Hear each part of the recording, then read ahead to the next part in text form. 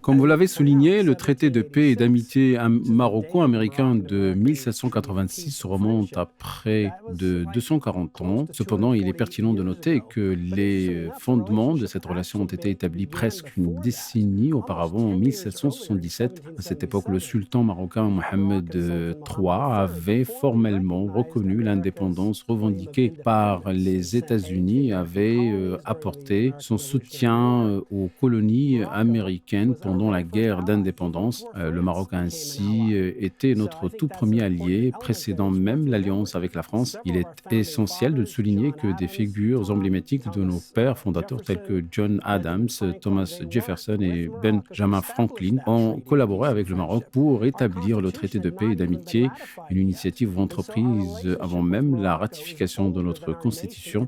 Par conséquent, notre lien avec le Maroc est antérieur à l'existence formelle de notre nation, représentant la relation diplomatique ininterrompue la plus ancienne de l'histoire des États-Unis. Bien que de nombreuses transformations aient marqué les 240 dernières années, ce qui demeure constant, c'est la nature indéfectible de l'amitié entre le Maroc et les États-Unis. En examinant nos vies personnelles, il est courant de constater que de vieux amis peuvent parfois s'éloigner avec le temps. Cependant, je soutiendrai que l'écoulement du temps et les évolutions mondiales des 60 dernières années ont accentué l'importance de notre amitié avec le Maroc d'aujourd'hui.